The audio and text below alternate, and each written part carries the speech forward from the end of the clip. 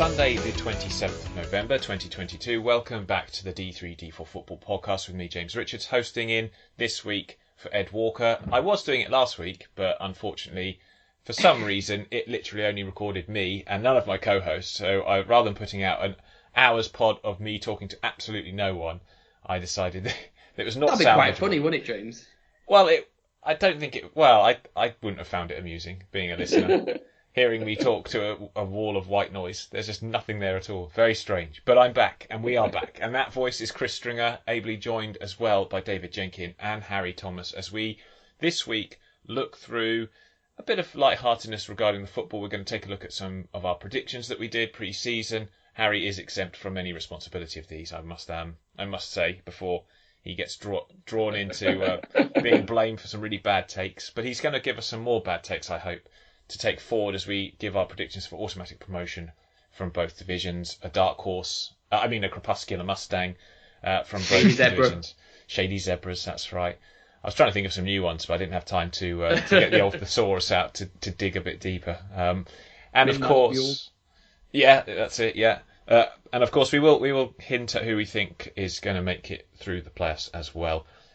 Just a reminder that this podcast is brought to you in association with The Big Step. There is an excessive presence of gambling advertising within football, and The Big Step do great work, highlighting the dangers of gambling and the damage it does to so many people's lives. You can become a patron and support this podcast, and you'll be given access to the D3D4 Dailies, which are a mini podcast talking about various subjects each day in League 1 and 2, usually looking at a specific team or breaking news, etc. So sign up for as little as £1 a month for that. Right, guys, let's jump into it. And let's start in League 1.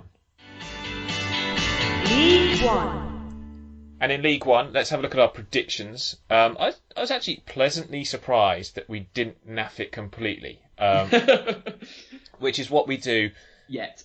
Yeah, yet. It's still a long way to go. However, let's start with the good takes, because we did. There were a couple of these. Burton Albion, we had them bottom, and they're pretty much joint bottom with the whole bottom four at the moment. So a lot of people thought they would do better. I think they will probably do better with Dino in charge, but we did okay there. Lincoln was a pretty good take. We had them 13th, bang in mid-table. They're a bit better than that, I think, at the moment, if I remember rightly. Yeah, ninth.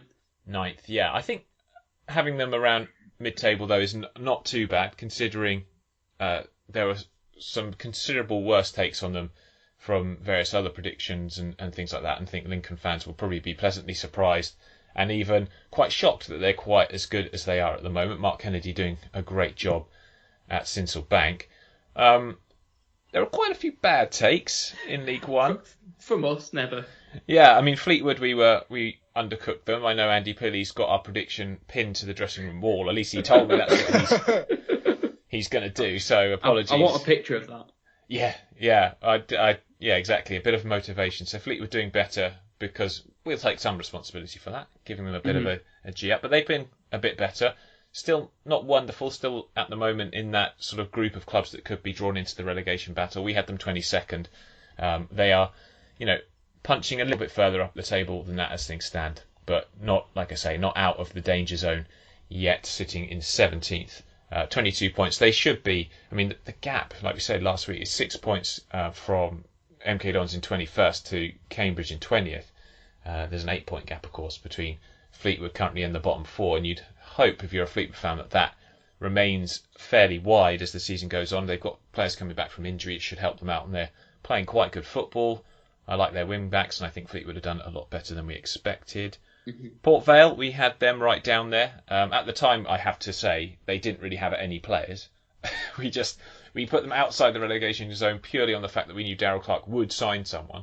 And he did, and he's got them doing a lot better. Currently in 10th, so that was a pretty bad take from us. They've 10 places above where we expected. Same with Exeter, actually. I think we had them staying up in 19th. That's right, we had them in 19th. I think I had them in the relegation zone in my personal one. They've done wonderfully well. Interesting to see how their season develops. They were trounced again by Oxford. I like playing Exeter as an Oxford fan. We've done quite well against them this season. Beat them 4-1 yesterday in the FA Cup. But I think if they can maintain a mid-table position, they'll be very, very happy with that, considering this is their first season at this level for a while, and they don't have the same budget as some of the other clubs. I do love their stadium. That big standing, big terrace behind the goal. It's wonderful. Yeah, and it's it's a nice little city, Exeter. Yeah. I can't remember when we went down there. I parked in that church and had a wander down, and it's a really good place. Yeah, I think you had a nicer journey on that. I was sat on the coach for 5 hours next to the toilet. Oh, that must have been fun. Yeah, wonderful. I think your journey back would have been worse, wouldn't it? After you lost, was it 1-0? Well, it would have been, but your wife made me very, very good sandwiches, so. Oh yeah, yeah. Well, there you go. She's very good like that. She understood that being an Oldham fan, it's probably better to prepare you for a journey home. Yes. With something to keep your spirits up. Yeah, exactly. Right. Any other good takes or bad takes from here? MK Dons is utterly. I was going to say that's the worst one out of all of them, isn't it? Did we put them in the automatic bits, or was it playoffs? Second. We had them second. We put them second. Yeah. And I think we all consistently all of us had them in the automatics. I think. I blame Harry. I think because of last season, we all assumed that they were going to do really well, and then clearly the players they lost in the summer, the likes of Harry Darling, and they may have got replacements in, but it clearly hasn't hit home because they just can't play the same style of football that they're so used to playing. They lost Matt O'Reilly, didn't they, and Scott Twine. They're so wildly underperforming though. Even though they lost those big hitters, they have very, very good players still. They should be looking a bare minimum at the top half of the table, but really should still be pushing for promotion with that squad. I'd say certainly mid-table. I don't know about promotion. I think we thought they'd replace the players they lost in the aggregate, and it clearly hasn't happened like that. I mean, I think some of the players they have got in that team, like Burns and Devoy and the likes that came over from Ireland, they will come good. And if you can keep Holland fit, you've got a really good player there. Also need to keep him motivated. But, they have got the people there, I think, that will develop. And if they can stay up, they'll probably have a much better season next year. But We'll see, because at the moment, like I said, there's a 6-point gap between them and the teams above them. They do have that game in hand, but you wouldn't put your money on them winning. No, even if they win it, there's still a 3-point gap there. Yeah, exactly. It's not an easy gap to fill. Well, 4 points. Oh no, 3. Yeah. But it's not an easy thing to fill either, because it's not as if the teams above them, just outside the relegation zone, are super poor either. No, it's not. Oh, they're not. Slightly worried about Cambridge, if I'm honest. I mean, we had them 17th. They're currently 20th. And I'd only be worried about Shrewsbury dropping down if their injury crisis continue, because they do have a very small squad. In fact, the fact that Lincoln and themselves, I think, have made the fewest substitutions this season in League One is a sign of the fact that they just don't have players on the bench that can really necessarily change games that much. So it's been a big concern. Bristol Rovers, we had them 14th. They're currently 15th, so that's not bad. Charlton 12th. We were criticised for picking them 12th, but they're actually 14th. So Oxford pretty much bang on. They're in the mid-table positions, and that's where we had them. We had them 11th.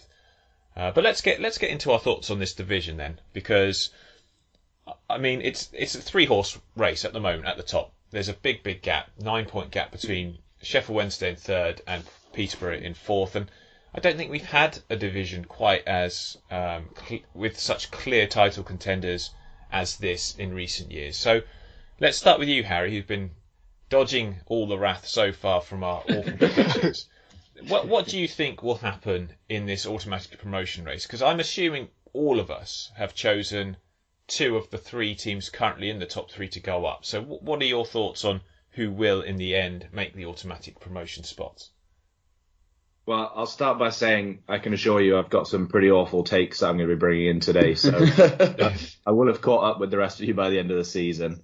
But I'm pretty happy with what I've gone with here. So I think the current league leaders will be the league leaders at the end of the year. I'm giving the title to Plymouth Argyle. They've just tied Stephen Schumacher down until 2027. They've still not dropped a single point at home all season. They're scoring goals for fun. And I think it's quite tight between all 3 of them, but I think the fact that they've got a couple of points cushion on Wednesday and Ipswich means they can just sort of keep on motoring and doing their thing, whilst the other two scrap for second place. I mean, Niall Ennis and Ryan Hardy both looked excellent. Morgan Whitaker's picking up the goals. And it's worth remembering as well, they've got Finn Azaz come back from injury. They've got possibly the best goalkeeper in the division, maybe the best goalkeeper in the entire country, and Michael Cooper. Mm-hmm. And I think Yeah. I'd like to see them maybe bring in one or two defenders in January just to tighten things up a bit at the back. But I do think they're going to be very difficult to catch, especially with that home form. They're not too leaky at the back either. I mean, 22's more than Ipswich and Sheffield Wednesday, but it's still that's pretty good in my eyes. It's about the only thing you can find to criticise them for, really, isn't it? And I had to pick something that I think they needed to improve on. So yeah, and only 2 losses all season. One of them being a freak masterclass from Charlton, where they had a player sent off, and one early on against Fleetwood. I think I'm never worried about them. They just always look very, very assured in themselves. So who do you have joining them, Harry? If you're saying Plymouth win the title, who do you have joining them in that promotion spot? So I think taking the other automatic promotion spot for me is going to be Sheffield Wednesday. Mm-hmm. It's going to be tight between them and Ipswich, and I think realistically it's like flipping a coin. But I do think they're going to just about shade it. They've got Barry Bannon, who I do believe is the best player in League One, and one of the things that we've said about them before is the bench that Sheffield Wednesday put out would be starting for most teams in League One. They've got a decent amount of depth in that squad. They've got goals coming from a number of different players. You've got Faseo Dele-Bashiru, Michael Smith, Josh Windass, all getting goals. And they've looked really good at the back as well. They've only actually conceded 5 goals away from home all season. That's remarkable, isn't it? Which I think is really impressive. So, yeah, I think just about on the balance of things, it'll be Sheffield Wednesday for me. Okay, so you have Ipswich dropping into the playoffs then? I did, yeah. So as penance, I've said that I think they'll probably win the playoffs. I mean, there is that golfing class between those top 3 and the rest of the division. And so I think whichever of the 3 does miss out, barring some sort of surprise results, I would expect to probably win the playoffs.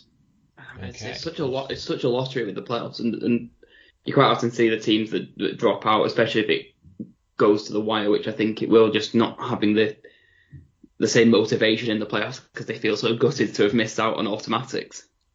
Yes, that's very true. I think Peterborough will be quite dangerous if they make the playoffs because their home form's been excellent. So for sure, in a 2-leg thing, if they can win at home, they're not great away, but you wouldn't want to go to London Road and play them because they have a very potent attacking force in the likes of Ephraim Mason-Clark, Johnson Clark-Harris, Jack Marriott, who's not even been getting in the team yet. He's a brilliant striker. Kwame Poku. Even Harrison Burrows can do some damage playing in that 10 role. So Peterborough is a side that I wouldn't want to face in the playoffs. In fact, to be honest, there's not really any teams that you would. I mean, the fact that Barnsley are in there, they've got the youngest squad in this division. I think it's 23.5 years of age on average. So they are the youngest squad in the division, and they're doing really well under Michael Duff. And that's a testament to actually how they've recruited in the last few years. But I don't necessarily see them being in the same class this season, at least, with the likes of Sheffield Wednesday, Peterborough, Ipswich, and all of the others. Right, Chris, then, your take on that top 2? Yeah, I've gone for pretty much for the same reasons. I've got Plymouth and Sheffield Wednesday. I like the way that Wednesday have got going now. I think they're I say slow to get going. It's not really true, but slow by maybe what we expected. But now they've really got going, and as you say, the likes of Barry Bannon and Windass, I can't say his name, Iekwe at the back, and it's a good play.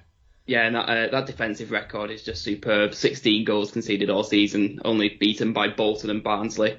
If you're conceding less than 1 goal a game, you're going to be sitting in a pretty comfortable position. And yeah, I think they will just come the end of it probably sneak in above Ipswich, but it's so tight to call. And as you say, usually League One's so open going, quite late in. You see 6 or 7 teams that might be looking even at the automatic positions, and this season it just seems like these 3 are running away with it. Yeah, and David, do you agree with that take? I've actually got a slightly different one. I actually think that as good as Plymouth has been, I actually think that Ipswich might take it this year, and that Plymouth might come second with Sheffield Wednesday just outside. Like, I know I get what the boys are saying about Sheffield Wednesday and their form. And Plymouth are obviously doing fantastic work at the moment. But for me, I'm not sure the home form that they have at the moment is sustainable across the whole of the season. I think, they excuse me, it's been really positive and really good from them. And the job that Schumacher is doing is phenomenal. But for me, I think that, for Ipswich Town, like, they have the best away form in the league. And for me, that's where a lot of their points are going to come from. If they can shore up that home form, which they're sitting about 5th place overall in the home and away table, having taken 18 points from home this season, only 1 loss. But if they can shore their home form up, I don't think they'll have a problem. I think that Plymouth have been doing really well this season. Like, nobody can take anything away from them. But I just get the feeling that Ipswich, like, their consistency, and just in general, the way for me that they've been this season, that there's a few results this year that do show some frailties, and do show that they have issues. But I think if McKenna can work on those issues, I think they should top it this year. And you have Sheffield, you have Plymouth coming second, do you? Plymouth coming second, yeah, and Sheffield Wednesday, leading the way in the playoff places, yeah. Absolutely. Right, okay. So, and who would you have? You'd have Sheffield Wednesday going up in the playoffs, would you? That's an interesting one, because I've actually included Portsmouth in the playoffs, in my little prediction, and I actually think that they might do all right. Like, there's a bit of a crepuscular Mustang here. That's a brave call. Portsmouth. Do you realise call. Portsmouth have been in the playoffs? I think it's 4 or 5 times in their history and never reached a playoff final. It's horrible, isn't it? It's horrible predicting Portsmouth. However, the team that's beaten Portsmouth has never been promoted in the playoff final subsequently after beating Portsmouth. It's usually Sunderland. It's been Oxford as well. It's been Oxford. It's been Leicester. Who else was it? I can't remember. It was Plymouth one time as well, who lost to Wimbledon. I mean, based on your logic, it'll be Peterborough or Bolton that go up then, because Sheffield Wednesday have got coming third, and then Portsmouth just sneaking into the playoff places. So based Sheffield on your Wednesday logic, Sheffield Wednesday won't go up. Yeah, that's right. Well, that's historically how it happens. If you're a Portsmouth fan, you lose in the semi-final, and then you end up the team that beats you ends up losing in the final. That's just the way it has been. Very strange. But in fairness, I just think they're one of those teams that they've got some very decent results against the teams that are at the top of the table. I mean, they just lost out to Ipswich 3-2. They drew with Plymouth 2-2. And I just think that, if they can turn, in their last 9 games, they've only got 1 win and the rest have been draws, I believe. They basically have their whole midfield injured kind of for a lot of that as well. Right, exactly. And if they can get those players back, get them fit again, I really think that they have the potential to go for a decent charge here. Absolutely. Interesting take on that one. Chris, who did you have going up in the playoffs? I don't think I asked you that. Yeah, it's tough to say. I'm going to stick my neck out and say Bolton. Ooh, Bolton. Keeping it local, eh? Right. Yeah, why not? No, their defensive record of 15 goals conceded. They maybe need to improve their score. But 21's a little bit low, but I don't know. I like what's going on there. They seem to have a real good team spirit about them, and that's important going into the playoffs. All right. Well, I have a different take to all of you regarding the top 2. I'm going to stick with our prediction that Sheffield Wednesday will win the division, and okay. I have Ipswich coming second. And I'll tell you why. I'm not anti-Plymouth or anything like that. I love this team. I just have concerns that their expected goals against is the second worst in the division. Only Morecambe are giving up chances of better quality than Argyle on a regular basis. And the reason that Plymouth have basically not been suffering too badly defensively is they've got a goalkeeper who's got an 8.4 goals prevented above expected rating. So Michael Cooper is essentially the reason that they haven't conceded another 9 goals than they currently have. And at the moment, I think their XGA has got them conceding about 35. So basically, Plymouth, although they're not doing too badly, I worry about the fact that they do give up a lot of good chances.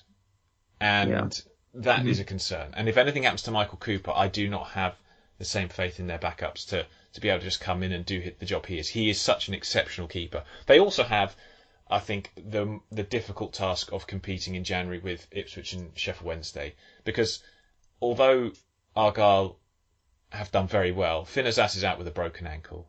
Danny May has been out for ages. I'm not quite sure his status. You've got Dan Scar out until at least Christmas. James Bolton hasn't played all season with an injury. Macaulay Gillespie's got hamstring issues, I think, and hasn't played for a while. And these kind of injuries add up. Connor Grant is out now for at least 3 months, maybe longer.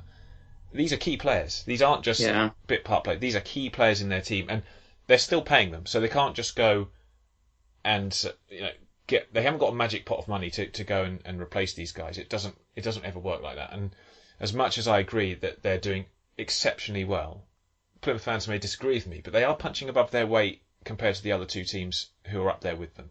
In terms of budget, you know that they're nowhere near what Ipswich are and what Sheffield Wednesday are. The fact that Ipswich, I think, can spend, $400,000 on Panucci Camera from Plymouth, who I don't think is a massive loss to Argyle at all, really. But they just can't, they wouldn't be able to compete in that kind of money. So I've got Argyle finishing third. And I don't think it'll be by much. And I'd be interested to see who their first defeat at home comes against, because they will lose at home this season. If they don't, then that is utterly ridiculous. But I'm a big fan. I'd like to see Plymouth go up because I think they're a really well-run club. They've got great supporters. I mean, they're, like I said, they're doing so well and they're playing great football and they've got good results so far this season against the teams up there with them. But my concern is that if you're XGA, and I know data is not completely conclusive, etc., but it's pretty accurate in the fact that it shows they're giving up too many good opportunities, and eventually that kind of thing catches up with you. And the injuries that they've got as well are a big concern. So it could work in their favour, though. They could get all their injured players back at a sort of a key moment in the season and go on a tear. So, I mean, they're not really in any sort of bad form at all at the moment anyway. They're an absolutely brilliant team to watch and unbeaten. And it's a three-way race at the top of the table. But I've got Argyle finishing behind Sheffield Wednesday and Ipswich. And in the playoffs, God, it's anyone's guess, isn't it, really? I would.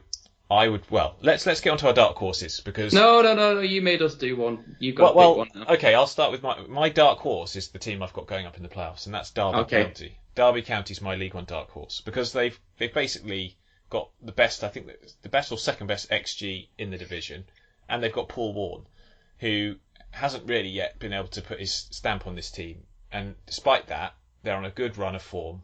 They've had injuries to most of their defenders.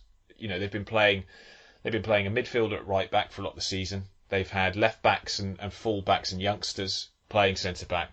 They've got Curtis Davies out injured, and he'll be back in a couple of weeks maybe. James Chester out for a lot longer. Mm-hmm.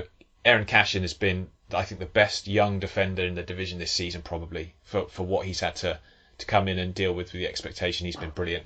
So I think when you see what they're able to do in January, and Paul Warne, just with his history of getting teams promoted from this division and via the playoffs, I'm going to have Derby sneaking into those playoff places and winning them. That's my dark horse team, and they're my playoff team. Let's have yours, Chris. Yeah, I had to think about this. It's always tough to pick a dark horse, isn't it? I've gone for Lincoln. Sorry, Lincoln fans. He's screwed you there. Yeah, I have. I really have. We were saying how they've been doing well and punching above where we thought they would. And I've probably brought them back down to reality, haven't I now? Only one loss in the last 8, and they're playing some good stuff. I think they're really starting to become quite an exciting team after a slower start. I really like Jack Diamond in the midfield. They've managed to hold Sheffield Wednesday and Plymouth, so they've shown that they can hold their own against the better teams in the league. I can just see them. And Ipswich as well, didn't they? They've played all 3 of the top 3, and they've taken 5 points off them without defeat. So, yeah, I think you're right. Yeah. There's something good going on there, and I think if they can just, convert, they've had quite a lot of draws in those last 8 that they've done well, and if they can just start to convert those into a few wins, which I make it sound so easy when I say it like that, but I think they could maybe just about sneak in. Yeah, and they've also just got, I believe I read an article that on their website, they've got new investment from... Yeah, they're building a new stand, or upgrading the existing stand, £2 million upgrade. Yeah, so might get a bit of investment as well in the squad. We'll see. Yeah. David, is Portsmouth your dark horse team then? In that case, is that what? It is. Yeah, I mean, they're still, people are talking about Plymouth being unbeaten at home, but so are Lincoln City, in fact, and so are Portsmouth. So both decent shouts too. I mean, for me as well, they've only lost 2 games away from home too. Like, they've got a +3 goal difference on the road. Like, at home, really, for me, it's about turning the draws that they've, especially in recent form, it's about turning those draws into wins. Arguably against teams that they probably should be beating, but to still be, everyone's going to be talking about Plymouth and their unbeaten home record, which is unbelievably impressive to get 9 wins out of 9 at home. But not many people. I think people are sleeping on Portsmouth a bit here, and I think this squad has more, as you say, with the injuries that could be coming back and the potential in this squad, I think, is more than maybe people are giving it credit for. I agree. Yeah, they've had Rafferty out injured at right back, so Swanson's done really well actually coming in and showing what he can do as a young right back. But they've had, Lowry out, Pack out, Morel has been out for ages.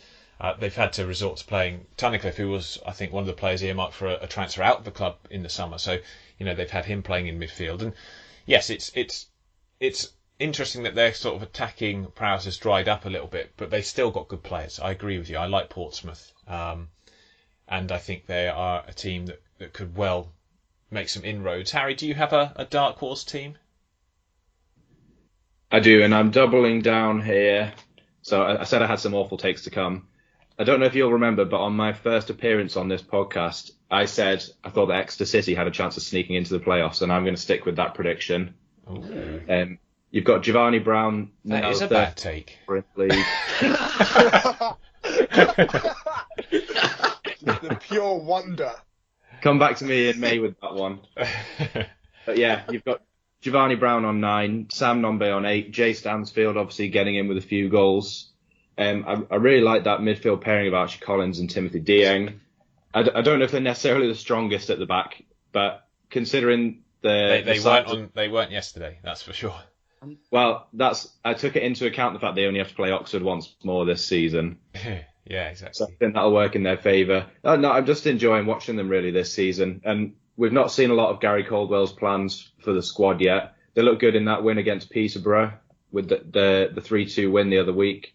And the way they were playing under Matt Taylor, I thought they were doing really well. They went a bit shaky when he left. But if Gary Caldwell can get them back up to that level, I don't see any reason why they couldn't at least be sniffing around top half. And it's quite congested in those mid-table positions up to sort of 5th and 6th. So who knows? Maybe they'll sneak in, and maybe I'll be lauded come the end of the season, or maybe I'll have caught up with you guys in terms of dodgy positions. Right. So look forward to covering Exeter in League 2 next season. Yes, exactly. I'm not as hot on Gary Caldwell as you might be, actually. I'm just looking at the record that he's had at Chesterfield and in Scotland, and I know he got Wigan up, but that was a while ago now. We'll see. I think a lot of the good performances, really, I mean, they're playing basically the same football as they were under Matt Taylor, so I'm not sure how much credit at the moment I'm giving Gary Caldwell for the start he's made since coming over, but they weren't very good against Oxford yesterday, especially at the back, and that was with Cheick Diabate back as well. In fact, he dropped a right clanger for the opening goal in that first half. Matt Taylor to score, but we'll see. That's a nice, interesting take, one that we will definitely be keeping a close eye on. We haven't really done a look at the bottom of the tables. We just decided we wouldn't inflict more predictable pain on some of the teams down there. I think as a moment in League One, if any of those 4 teams in the bottom 4 can get on a run, they'll do well to stay up, because there's a big gap. But we'll wait and see. Let's move on and let's drop down into League 2. League 2, I had a look at our predictions, and there's quite a lot of bad takes in League 2, to be fair. Not many good takes. The good takes, I will say, was probably like a few of those in the bottom, a little bit more. Gillingham, Hartlepool, Colchester. Well, we had Gillingham. That's a bad take. We had Gillingham 11th. That's David's fault, though, to be honest. I had them though. And I had David them. told me I was wrong. Yeah. So Yeah. we're throwing you under the bus here. The thing is, mate, is I don't even mind that, because I don't actually think, maybe controversially, I don't think we have a bad squad. But I don't think the squad we have. That is controversial. That is very controversial. But I don't think the squad. Yeah, but I don't think the squad is terrible. I think maybe the way we're utilising the squad might not be great. It's not terrible. It's god awful, isn't it? Is that the more? Yeah, but I don't. To be fair, if you look at the players that are in there and where they've played over the last few seasons, I don't think they're poor. I don't think they're a poor team. I don't think they're poor individually. I think maybe the way we're utilising. Got to do something about your attack, haven't they? Absolutely. Well, we have signed. And we have defence now and signed midfield. Callum Morton, haven't we? So. Well, I don't think the defence is Callum bad. Morton. No, to Well, be fair, they have the only defence shipped could get- 21. You mean Callum Harriott? That's the one. I was going to say, Callum. You got me there for a second. I thought Callum Morton's gone to Gillingham. How do you play 19 games and only score 6? I think you'd have to try quite hard to be that inept going forward. Like, I mean, they have missed some open goals and stuff, so they are. You boys haven't been to Priestfield this year, have you? No. Because you just have to go to a home game and it will all become very, very clear for you. Well, Like, yeah. I think the style and the way we're playing just isn't there this year. There would have to be, I mean, we've spoken about this over and over again, but there'd have to be some serious changes in January and a few loan changes. But, I don't see us being in the bottom 2 come the end of the season, to be honest, but I don't think we'll be far off there. Yeah, we'll see. We had Colchester bottom, Harrogate second bottom, and Hartlepool third from bottom. Well, at the moment, Hartlepool are bottom, Colchester are third from bottom, and Harrogate are fifth from bottom. We had Rochdale fifth from bottom, and they are fourth from bottom. So we did all right in that bottom group of teams. I think Gillingham were a pretty bad take. I mean, our worst takes were Carlisle, Stevenage, and Barrow, who we had. We were pretty off with Stockport as well. Yeah, I'm not yet convinced that we will be come the end of the season. Well, me neither, but we'll get to that. Yeah, I think Stockport are better than they just started rubbish. Let's be honest. I mean, I've got them down as my. Can I jump the gun and say that they're my dark horse? Yeah. Well, let's come to that in a minute. Yeah. So we know your dark horse. We'll get your reasonings for it in a second. Let's just. So yeah, Stevenage, Barrow, and Carlisle were I think our worst takes. We had Stevenage 16th, Barrow 17th, Carlisle 18th. When currently it's Stevenage 2nd, Barrow 4th, and Carlisle 6th. So that's pretty bad, to be honest. Though we weren't too bad. I mean, Northampton we had winning the league. They're currently 3rd. We had Leyton Orient in the playoffs, 5th. They're currently top. Mansfield are just outside, though I think looking at the data, they shouldn't be where they are. I don't know what's happened to them recently, that they've just come off the boil. 4 losses in the last 6. Yeah, really poor. But the data is still suggesting that they should be, in terms of XG and XGA, they should be right up there. So maybe they'll come good. I don't know. Salford, it's Mansfield. They'll do it just to spite us again. Yeah, they will do something like that. We had Wimbledon sort of bang on. I think we had them 13th, and they are 13th. So that obviously early stages. We got one right. Newport we had 14th, and they're a bit lower. They're in 18th. I mean, so we weren't too far off. I think Bradford, what are they, 5th, and we had them 4th. So I'm pretty comfortable with some of these predictions. We had Swindon up there as well, and they've not been too badly. They're 7th at the moment. We had them 6th. Tranmere we had 7th, and they've just really letting us down of late. So I'll text Mark Palios after this and tell him to do something about that, because he's making us look bad. But yeah, so we weren't too bad with all these. I think it's a pretty difficult division to predict, and I'm not sure many people would have predicted Barrow doing quite as well. Carlisle fans were much more hot on their team going into the season than a lot of people were, and I think rightly so on the evidence of it. Stevenage are just doing superbly well. Right, let's jump into this then. So we'll start with you, Harry, on this one. Who do you have as your top 3 come the end of the season? Right, so again, I think my number 1 won't surprise anybody. I think Leyton Orient are going to stay up there. They look pretty much unstoppable at the minute. I mean, Paul Smith's on his own goal of the season crusade. Defence is looking absolutely rock solid, and their form just seems to be pretty much unwavering. And 3 games out of winning in early October, and you sort of wondered whether maybe that was the bubble bursting. But they're back on form, and I think that's the sign of a good team and a team that's going to do well, is if they do have a run of a few bad games, how you pick yourself back up. And so that's something that I suppose like you say, with Mansfield at the minute, be interesting to see how they respond to having that bad run of form, because that's what makes the difference, isn't it, really, at the top of these leagues. So they're my number one. I don't think there's a huge amount else that you need to say about them other than that they've been really good and maybe punching a little bit above their weight, but deservedly so. Very good. So in second place, I've got Northampton. I still haven't really got over the fact they didn't go up last season. I'm in shock almost, but I do think that they'll go one better this year, and I think they'll finish just behind the league leaders. Sam Hoskins has obviously been unbelievably prolific this year, and overall the Cobblers are the top scorers in the league so far this season. They've only lost once away from home, and they've lost 2 games at Sixfields, so only 3 all year. They look like a very difficult team to break down, and the likes of Mitch Pinnock and Kieran Bowie are obviously helping out with the goals at the other end as well. I would like to see them go in for an out-and-out forward in January, someone who can take the pressure off Sam Hoskins a bit. And I think there are maybe some better keepers out there than Lee Burge, although I wouldn't like to be pressed for a name. But I think there's a strong core there, and I think that they will stay in the top 3. So then maybe a slightly more surprising one for third place. And apologies to any Stevenage fans, because you do deserve to be up there at the minute. But I've got Carlisle United finishing in that final automatic spot. I feel like every week I'm just turning more and more into a Paul Simpson fanboy. Oh, good. You've joined the club. Welcome. I'll send you a badge. Yeah. Brilliant. I can't wait for that.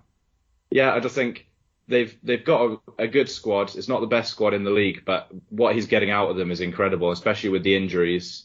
Christian Dennis has stepped in, and you wouldn't even know that Amari Patrick's been out injured.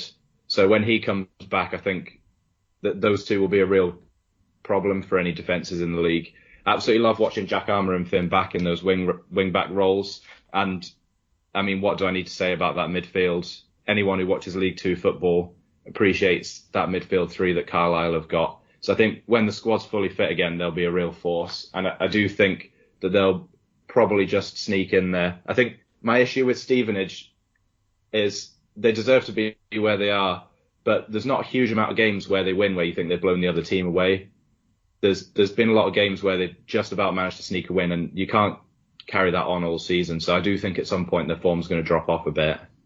Interesting. And who's your playoff team? It's a tough one. I think this is a lot harder to call than the League One playoffs. I think I'm going to go with Bradford City. They've been a bit up and down this season, but they've been up away and down at home. They've been terrible at home. But away from home, they've won all but one game, I think, isn't it? Or something ridiculous. I think something like that, yeah. And when they came to Prenton Park earlier in the season, they blew Tranmere away without having to do anything particularly special, which I think says a lot. They've got a really good squad there.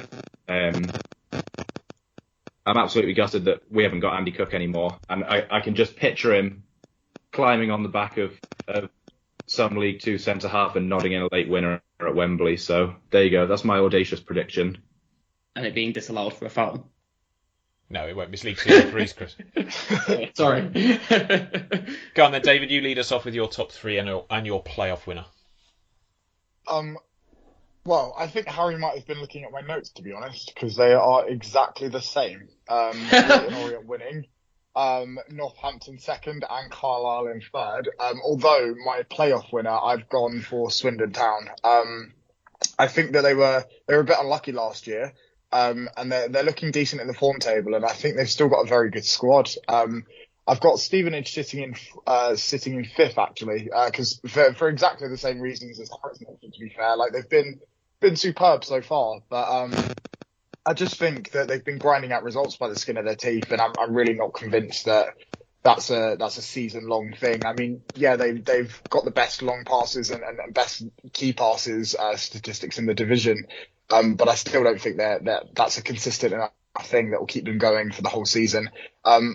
Maybe Stevenage fans won't agree with me, but I think, for me, it's a massive achievement to be even spoken about in the automatic or the playoff places, given where considerable amounts of people would have expected them to be before the season. And I just think for me that they're not going to make it to that fourth place, but I think they're going to sit comfortably in those playoff places. But I think Swindon are going to be the ones that kind of come out of that with the win. And Chris, so here's your top 3 and playoff winner. So I've also got Orient and Northampton in the top 2, and then I've been slightly controversial and stuck Barrow in at third. I thought you would. I thought Mr. Pete Wild. Pete Wild does convince me, but also they're just fighting so well every game. They're playing really nice football. They look really organised. They've got the best home record in the league. There's just something really, really good going on there, and I can see them just taking that through with them. I agree with the Stevenage point. I feel they're overperforming rather than sitting comfortably at level, if that makes sense. And I can see them dropping away in the second half of the season. And I think for the playoffs, I'd go for Carlisle. I think I've done a good job of converting everyone to Paul Simpson fandom in this podcast. It's quite right as well. I mean, he scored 50 goals for Oxford United in the 90s, early 90s. Brilliant player. And I just actually think he's the finest coach in this division. I know that might be controversial, but from what he's got to work with and from his background and history, Shrewsbury fans will strongly disagree. But I don't think you can always define a coach by a single spell at any club. I think you look at his body of work, and I think Paul Simpson has been absolutely brilliant.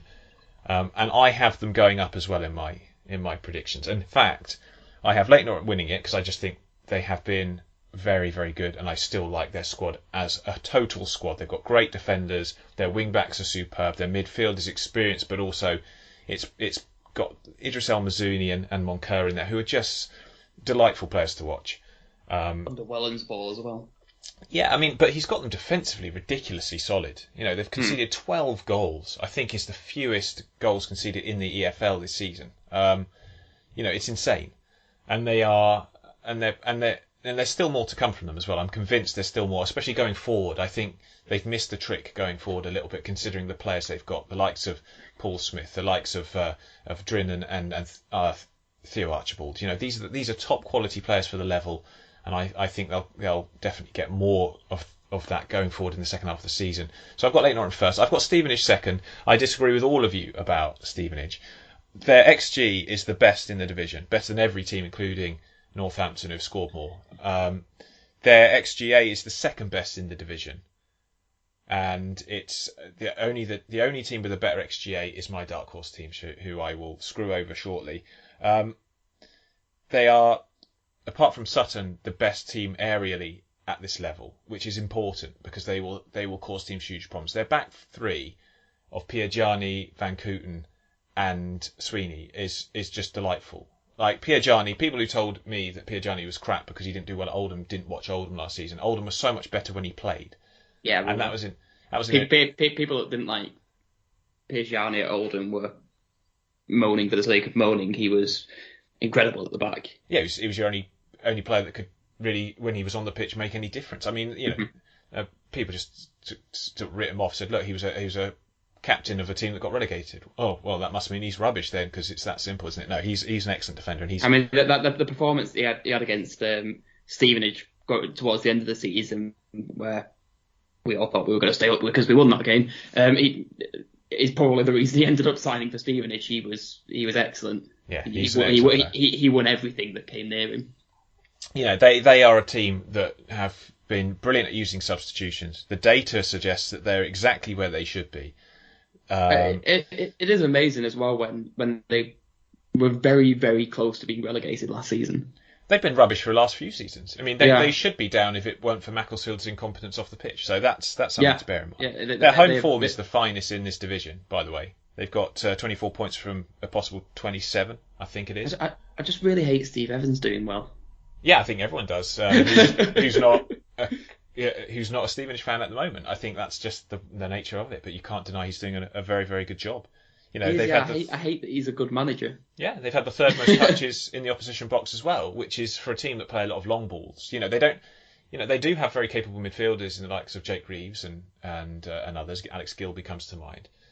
Jordan Roberts is clearly, I think, one of their better players with the ball at his feet and is quite dynamic. He scores goals as well. Got 5 this season, I think, in the league. So, they've got the squad. I think they'll finish in the automatic promotion places, and I think they might improve in January. I don't buy that they're punching above their weight in terms of where they are in the league. I think they're exactly where they deserve to be. And I have Carlisle pipping Northampton, not because I have anything against Northampton.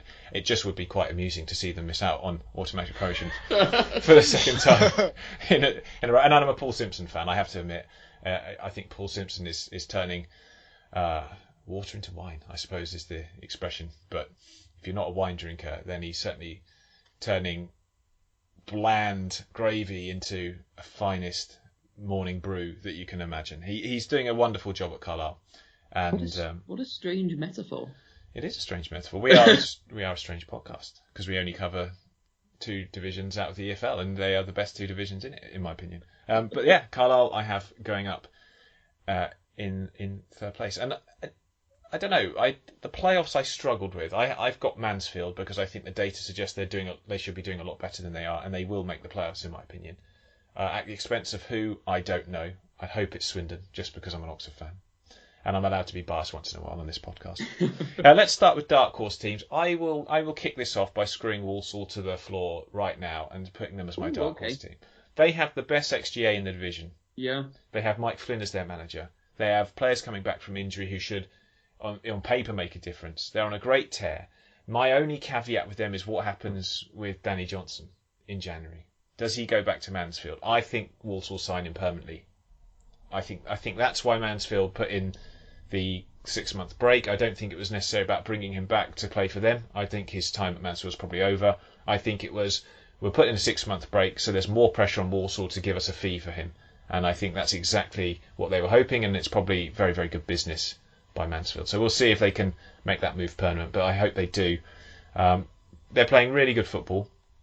The other thing is, do they keep Bennett, who Cambridge could recall and probably, given their injury crisis, would need him right now. But Walsall will be hoping that they can keep hold of their right wing back, who's been just one of the best young players at the level all season.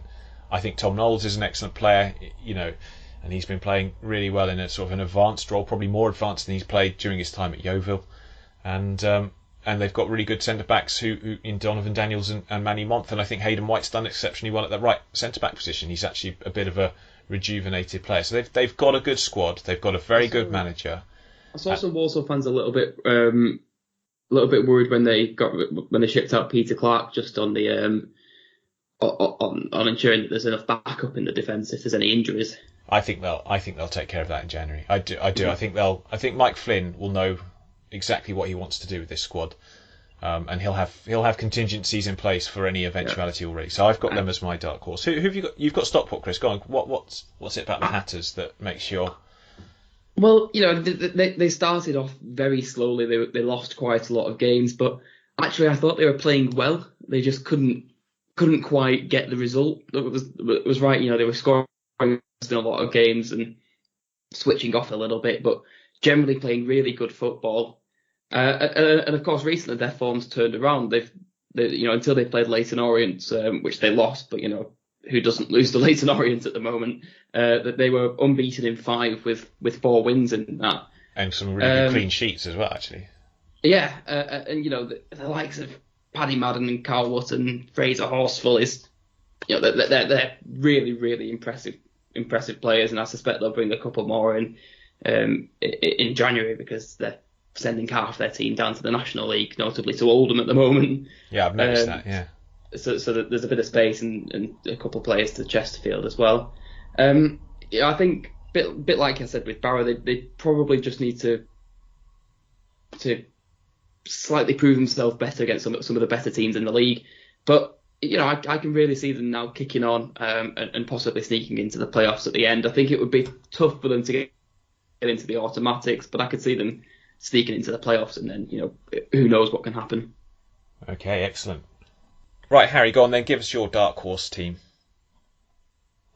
I was going to go for Stockport County as well, and then I thought I wasn't sure if you can call a team that was widely touted to win the league at the start of the season a dark horse for pulling out of mid-table. So I've gone for one that I think maybe they've probably got too much to do now to be in playoff contention, but somebody who I think is maybe being missold a bit by their position in the league at the minute, and that's Crawley Town. I think they've got a very good squad there. Again, they had an absolutely appalling start to the season. probably shouldn't have enjoyed it as much as I did, but I think this whole Wagme United thing, they were kind of public enemy number one at the start of the season for most League Two fans, but they've got a very good squad there, and I think that 19th in the league is not really where I'd expect them to be. You've got sort of Ashley Nadesan playing well, James Tilley playing well. You've got Dom Telford in that team who was scoring goals for fun last season, and he's not picked that up yet. Yeah. And so you've got the Cat coming back in January, probably, in Glenn Morris. So there's so much talent in that squad. I think they're only 15 points off the playoffs, which sounds like a lot, and it probably is a bit too much, but it's not completely beyond the realms of possibility that they sneak into that final playoff spot. Yeah, they could do a Bolton. They could do. I still can't believe Ian Effort was right. Yeah, he was. And Joey Barton. I mock them both so much for saying that. Yeah.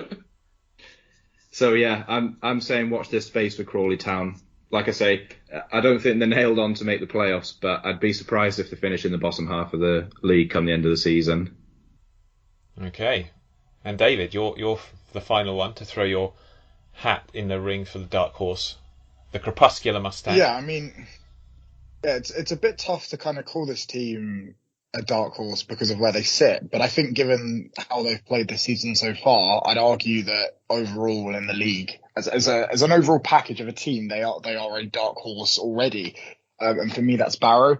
Having two of the top 10 I was wondering if I could class these as a dark horse myself.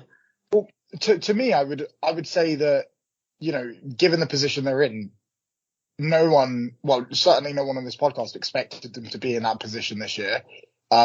I mean, I arguably could have gone for Stevenage just as much as well, because neither one of the teams that I don't think any of us really expected to be in the upper echelons of this league. But for me, like the fact that they've got the best home form in this season, I haven't actually got them to go into automatics or into the playoff places. I do feel like they might drop out. But for me, if there's a team that I haven't included within that group of teams, they'll be the one to cause the biggest upset within that space. I think, you know, it's more down to their away form than it is their home form being, you know, the best of the league, but their away form is woeful in comparison. So if they want to kind of keep themselves in that upper echelon of the table, then they need to be improving that away form quite drastically. But for me, it's probably a bit of a cop-out to call them dark horses. But, you know, as an overall package in this league and what they offer in comparison to some of the other teams, that's my pick. Interesting. Yeah, I agree they are a dark horse in terms of the fact they're doing superbly well compared to what was expected of them. But right, cheers guys for that. That's been a really enjoyable sort of podcast looking at these divisions and putting our necks on the line. For all to come and shoot us down when the season ends, I'll be looking forward to being told I was completely wrong about Argyle. You think it'll take to the end of the season and not to, you know, Sunday evening? It'll be. I was going to say it'll be as soon as this goes out. As soon as this goes out, we'll hear how wrong we are. Indeed. Well, chaps, thank you very much for joining me this morning. It's been a real fun experience. Hopefully, this is all recorded well, and you'll be hearing all my co-hosts giving their takes, and not just me talking to no one, which is exactly what we don't want. However, like I said, again, a last plug for the Patron. For only £1 a month, you can join up and get a mini podcast on a daily basis, 5 days a week. So do that, and you'll also, of course, continue to get this Sunday podcast free to wherever you find your audio delight. I'm going to sign off here, and we'll see you next week for another podcast. And Ed will be back to bring his unique touch to it. He'll be much more organised. So we'll see you then. Goodbye.